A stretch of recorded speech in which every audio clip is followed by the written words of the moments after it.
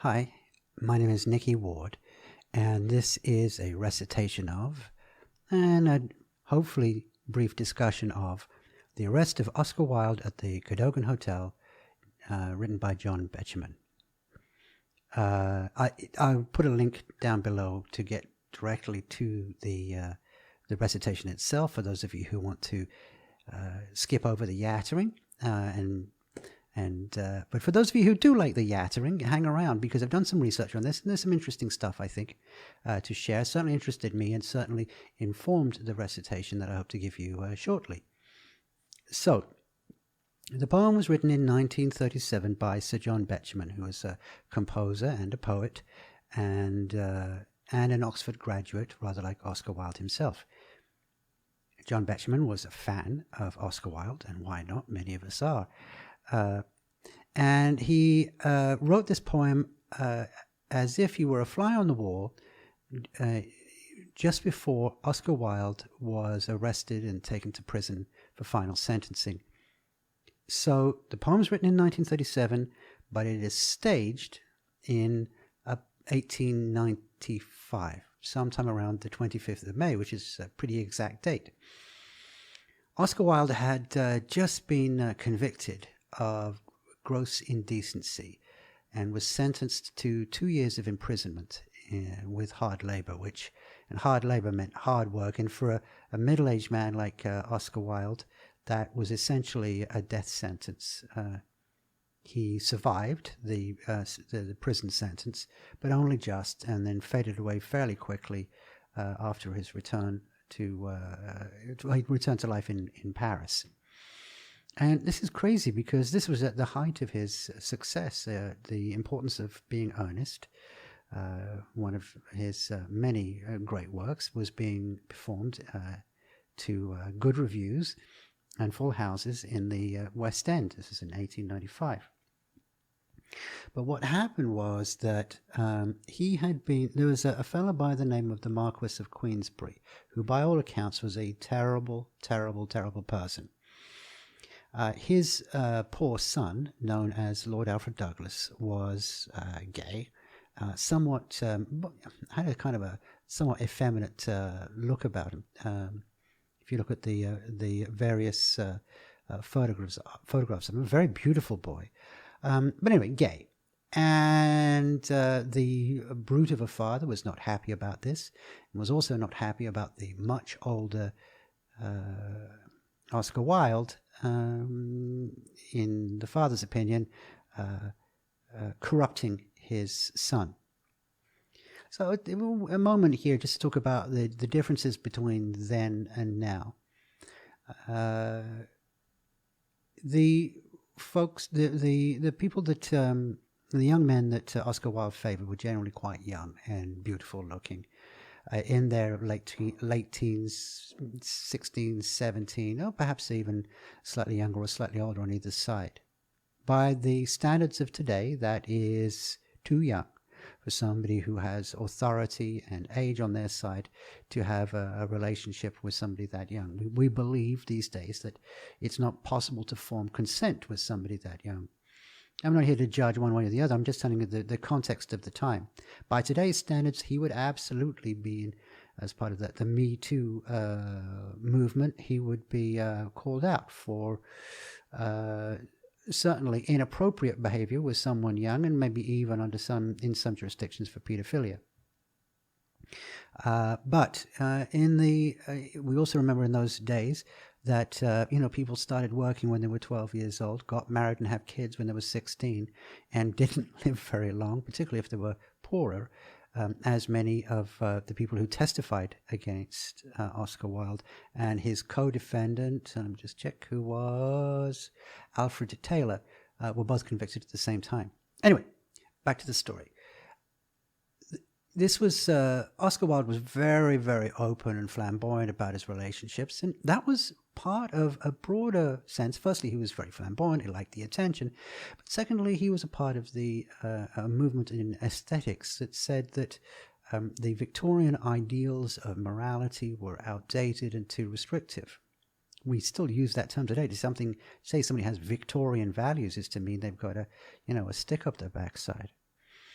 And so that aesthetic movement meant that if it was beautiful and truthful, it could not be deemed immoral. A lot of people disagreed with him, including the criminal justice system of the time, and as I mentioned, this awful, awful man, the Marquis of Queensberry, who had been saying these dreadful things about Oscar Wilde in public and in writing.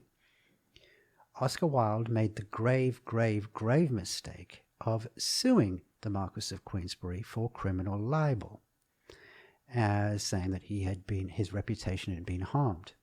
Well, the fact of the matter is that Oscar Wilde's reputation relied on being somewhat scandalous, and so even had he won, his reputation, they wouldn't have run any damages. But partway through the criminal libel case, as a result of the detectives that the Marquis of Queensberry had sent after Oscar to stop Oscar Wilde's influence on the Marquis's son, Lord Alfred Douglas. Anyway, as part of the trial, it came out that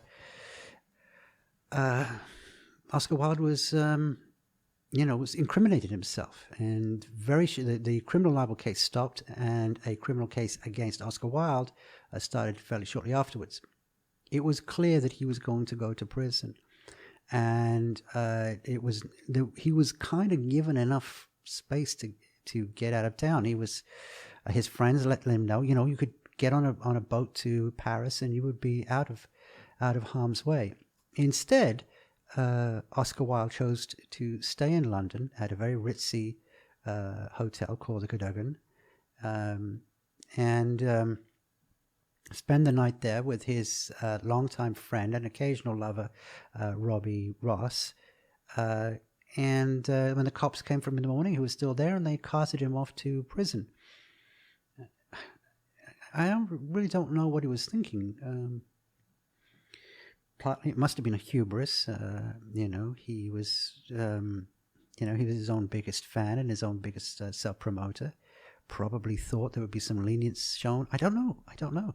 Maybe he thought that he was being a martyr to the aesthetic movement, of which he was a great leader. Or I don't know. It didn't go well for him. The poor fellow, suffered in prison. Repented to a degree, not because of his dalliances or his relationships with young men, but because he sinned against his talent. Is the idea behind it, that he was clearly so very, very gifted, and he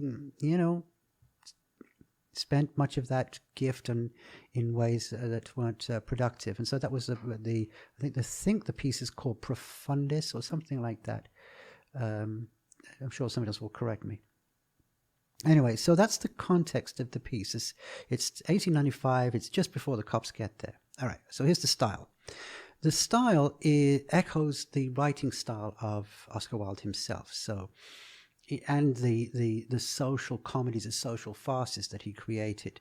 So it is set as if almost in a stagey way. And there are a number of clues that John Betjeman, when he wrote this, meant us to understand it as at this sort of meta level, that we are watching a play being performed. The clues, other than the language and the framework, is that partway through, Betjeman introduces the characters of the two plotting policemen who come in to arrest Oscar Wilde. And as a playwright would do in a script, it is in all caps. Well, that is that one, just in just using typography to the typeset to illustrate what the piece was about. So it's a play. The second thing is when Oscar Wilde, or the voice of Oscar Wilde in the poem, speaks, it's in parentheses. And again, this is an interjection by a character in this play that we're seeing. That's about the style. The poem itself is relatively simple. Again, deceptively simple, as I often say. Obviously, if it was that simple, I wouldn't be that interested in doing it. A friend recommended this, and I'm glad they did, because now I've got to do this deep dive.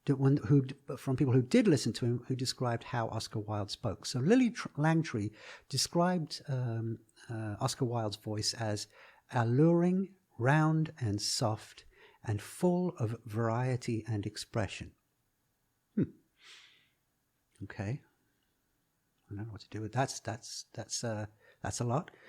Walt Whitman, who as an American may not have had the dialed-in ear for the English accents of the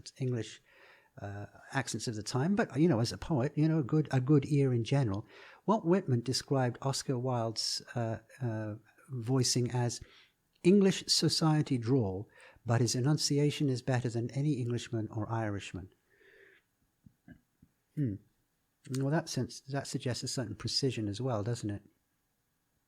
There's actually a recording online from 1900-ish. No, 1900.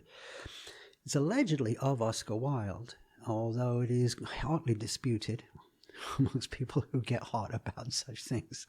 So maybe hotly disputed is overstating it a little bit, but it is disputed whether it's Oscar Wilde or not. Now, the timing is legit. Edison was there demonstrating his little wax cylinders there for recording. Oscar Wilde did go to the Paris Expo in 1900 and wrote about it in his diary. It's conceivable that he would have been there, and allegedly one of Edison's salespeople who was at the exhibition demonstrating this recording device hooked in Wilde and got him to do a couple of lines. Anyway, I've listened to it, and it's very, very poor quality. I don't know. Maybe it is, maybe it isn't. Either way, if it is, it would have been the 1900 version of Oscar Wilde, which is after he came out of prison and was considerably older and drinking a hell of a lot, of course, at the same time. The booze eventually took him out, amongst other things. But I have also listened to a recording of one of his children, a son. Now, the son would not... Well, firstly, the son was talking about whether the recording was accurate or not.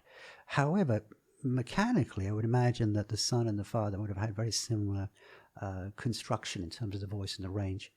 And even though the son is very, very, very posh, there is a slight, teeny tiny hint of that Dublin magic in there. And there's a sort of a light honey tenor about his voice. Whether I can pull it off or not, these are all clues as to how the character of Oscar Wilde might have spoken. Slightly breathier, I notice also from the son's recordings. Okay, a couple of obscure notes. Yes. There are some odd words that are out of anachronistic. Well, actually, they're not really anachronistic. They're apt for the time, but today we would not necessarily know what they meant. Some of them you can figure out by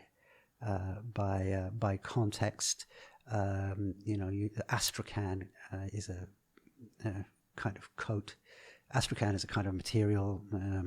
A Morocco portmanteau is a baggage. So you don't really need to know that. A hansom, interestingly enough, HANSOM is short for a hansom cab, which was a style of single horse-drawn taxi in the turn of the century. If you've ever seen a Sherlock Holmes movie, it's what Sherlock Holmes gets in and then gets a cane and says, "Come on, driver, drive, don't spare the horse," right? All that. Anywho, so that's the hansom. It is, and this is the one joke in this bit, it is a homophone, which is interesting in a story about homophobia. Ha ha, ha ha, ha ha. All right. But one thing, there's also a reference to Robbie, who was Robbie Ross, his friend, and Buchan, who was whom Oscar Wilde would have regarded as a lesser light. And Oscar Wilde comments on how Buchan has got into this thing called the Yellow Book, and therefore it's the end of, even he's got in there. And there we got a little clue, because when I was going down this little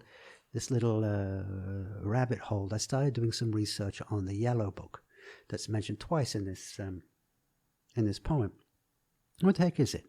Well, it turns out that the Yellow Book refers to the yellow cover, and the yellow covered books was kind of a clue, like triple X in sex stores, or there was a clue that the content of the book would be rather racy and lascivious and lusty. And in fact, it's used as code for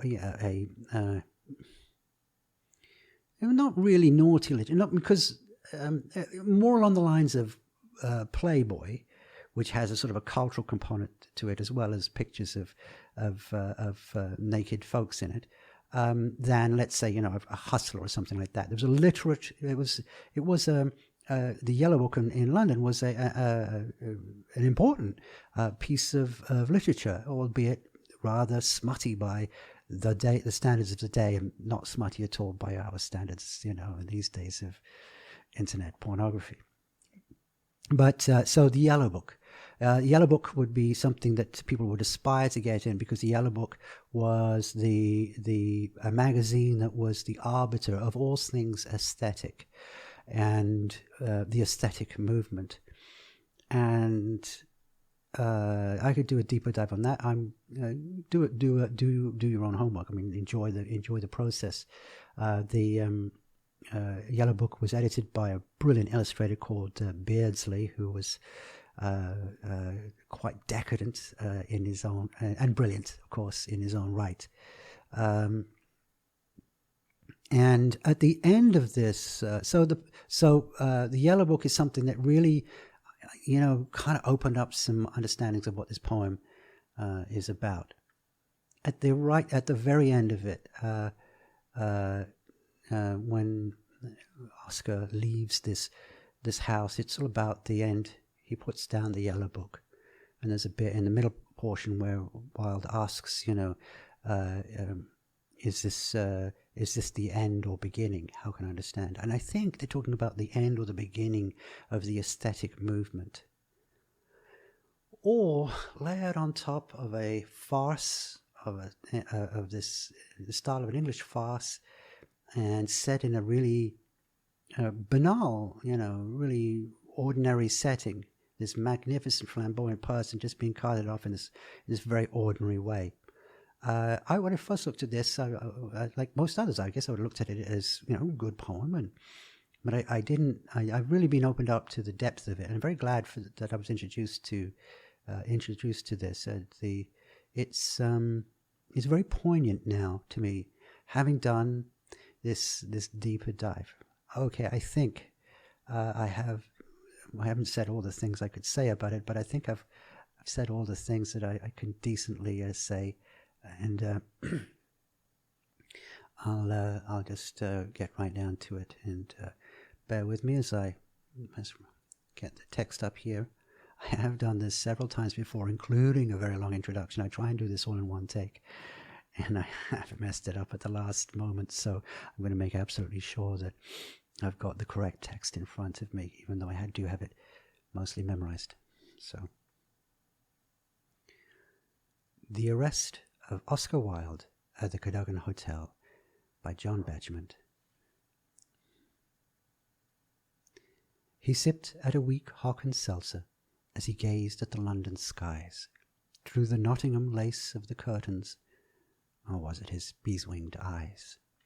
To the right and before him Pont Street did tower in her new-built red, as hard as the morning gaslight that shone on his unmade bed. I want some more hock in my seltzer, and Robbie, please give me your hand. Is this the end or beginning? How can I understand? So you've brought me the latest Yellow Book, and Buchan has got in it now. Approval of what is approved of is as false as a well-kept vow. More hock, Robbie. Where's the seltzer? Dear boy, pull again at the bell. They're all little better than cretins, though this is the Cadogan Hotel. One Astrakhan coat is at Willis's, another one's at the Savoy. Do fetch my Morocco portmanteau and bring them on later, dear boy. A thump and a murmur of voices. Oh, why must they make such a din? As the door of the bedroom swung open and two plainclothes policemen came in. Mr. Wilde, we have come for to take you. where felons and criminals dwell. We must ask you to leave with us quietly, for this is the Cadogan Hotel." He rose, and he put down the yellow book. He staggered, and terrible-eyed, he brushed past the plants on the staircase, and was helped to a hansom outside.